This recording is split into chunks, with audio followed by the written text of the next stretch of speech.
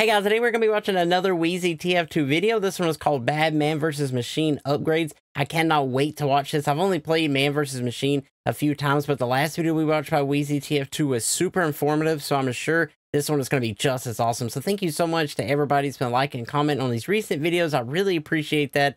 And with that being said, if this is your first time stopping by the channel, do not forget to hit that sub button, please and thank you. And if you want to, you're more than welcome. Come join me on Twitch. I'll be sure to put my link in the description down below. With all that being said, let's go ahead and jump into it. Hey guys, did you know that some MVM upgrades are really bad? Clearly not, because I still see some of you buying them. Upgrades are like an all-you-can-eat buffet, and for some reason, people keep going straight for the plates of liquid shit. We're not going to be talking about... Oh my god, dude, 15 seconds in, I love it already. obvious upgrades to avoid, like pain train swing speed or stuff like that, because I don't want to make a whole video doing the TF2 equivalent of telling you not to look into the sun. Some things are just blatantly obvious for everybody, so we're only going over upgrades that newer players actually buy. Noob traps, if you will. The noob and also, traps. as a small YouTuber, I am the algorithm's bitch. So if you want to see more MVM content, hit the subscribe button and comment some dumb shit below to help boost this video. Anyways, let's start with number 1, health regen. This is a game mode with medics, dispensers, mad milk. I mean, he did say it best yourself, you know. Hey, it'd be awesome to help this video out as well. Comment down below whatever you want to do. And help the video out. Drop sandwiches, and a couple medium med kits readily available almost all the time. This varies based off of team and weapon composition, obviously, but generally you'll have at least a few of these healing sources, and almost all of them have much better healing output than health regen. But I get it, classes like Soldier, Pyro, and Heavy all want that added survivability, so instead take that 200 credits and buy health on kill. You'll get far more health back when you need it most, especially on the earlier waves. Number 2, unnecessary resistances. There's a saying that goes around the TF2 community: nobody looks up. Same holds true for newer MVM players, but instead it's up at the top of the screen. Before and during each individual wave, you get a list of all the robots that will be spawning. You should always check this when buying resistances, and don't forget about the support bots. If there are few or no bullet robots, don't buy any bullet res. I see. He's like, hey, if you're gonna buy something that's resistant, make sure that it's like against whatever it is that's gonna be in the next round instead of just buying it to buy it. I see. If there are few or no explosive robots, don't buy any blast res. If there's no light blue outline on anything, crit res should be off the table. You can refund your upgrades every wave and tailor your resistances. Oh wait, so the blue line around like on that one right there, is that means that they're going to be crit? Like they're just going to be unlimited crits the whole time? Let me know down in the comments, please. What you'll be fighting. Because I think that's what he just said. If you want to not die as much, do this.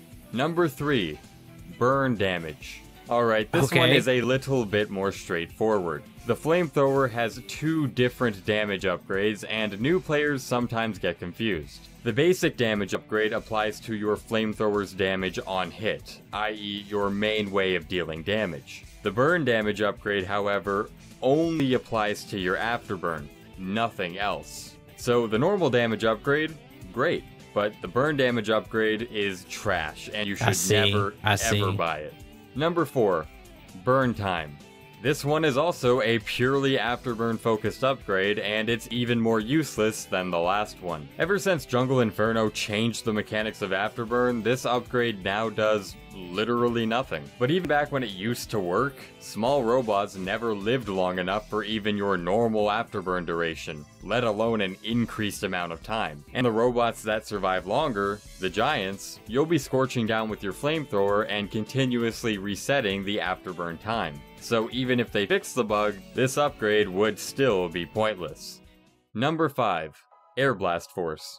Depending on your experience with MVM, you're either shocked to find this upgrade on the list, or not surprised at all, so let me qualify things a bit. Air Blast can occasionally save points from being captured or bombs being planted, and can pit giants if your team ever gets pushed back to them. But that only really happens with less experienced teams. It's almost always better to actually kill the robots instead of pushing them back, and generally, groups with higher tour counts tend to do the killing part quite well. But if the average tour count is low, then it's not the worst upgrade to buy as some kind of last resort protection. However, whatever you do, regardless of team skill, do not spam Air Blast. You want the robots to move closer to you. You want them to get shredded by max damage ramp up. You want them to walk into crit sticky piles. Launching them backwards only serves to be a hindrance in those situations. So DPS them down instead of playing a game of hot potato. Okay, I'm not gonna lie, because I was sitting there like, I would just Air Blast them someplace. Number 6,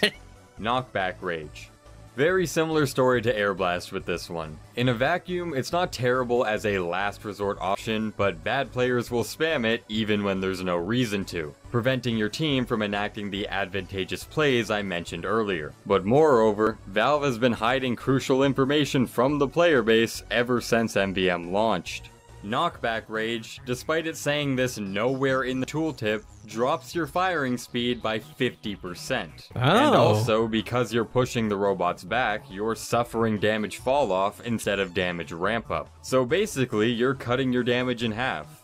Twice. They also hide the fact that the second and the third ticks don't increase push force on grounded robots. Only ones that find them in the very obscure situation of being airborne. So if negating damage ramp up wasn't a good enough reason to not buy this upgrade, those ones certainly are. It does look pretty funny though. Number 7. It does look pretty funny though. At first glance, you would think this upgrade is almost identical to health regen, but it actually works much differently. Health regen ticks every second. Metal regen, on the other hand, ticks every 5 seconds. This makes the entire upgrade obsolete. By the time it takes for this upgrade to tick twice, you can very easily run to your dispenser or an ammo pack, and you'd end up getting more metal by buying an upgrade with the same credit investment. Oh, I see. He's saying go for more capacity instead of recharge rate, because if you do the recharge rate, usually you can just run around and find ammo faster than it's going to take it to recharge anyway. So I completely understand that one. This 100%. increases your total metal pool, and by proxy, increases the amount netted from ammo boxes. You just get more ammo. So don't ever buy metal regen, buy capacity instead. Number 8, Disposable Sentry. The mini sentry isn't terrible on late and even some middling waves, but the big problem is that you'll often see newer engineers buy it right from the start. Don't do this. It's very expensive, it gets destroyed way too often for your metal to keep up, it doesn't do much damage, and it doesn't even stack with any of NG's other upgrades. Max out dispenser range, get a two-way teleporter going, and buy some combination of building health, wrench swing speed, metal capacity, and sentry firing speed. Number 9. Sentry firing speed. Wait, what? Yeah, that's right. This upgrade just doesn't work. It's been broken for almost a decade, and in typical Valve fashion, they've done jack shit to fix it. Really? There have been a few theories as to why this happens, but a YouTuber by the name of Sigseg did a bunch of research and concluded it related to server ticks. I'm not going to pretend I know what any of this means, but considering his... I definitely have no idea what any of that means, so his guess is way better than anything I would think of. Being a lab rat, I'll take his word for it. But for the sake of the video, the first tick is usually worth buying, the second tick can be sometimes decent late game with the Wrangler, but the third tick, never ever buy it under any circumstance. Number 10. The second tick of heavy firing speed. Yep. This one is broken too. Again, this is something Sigseg goes over in his 6-year-old write-up, so I'll spare you the details. All you need to know is that the second tick doesn't increase your minigun's firing speed at all. I didn't learn about this one until I had a few dozen tours under my belt, so this one will probably come as a surprise to a fair bit of you. Number 11. Mad Milk Recharge.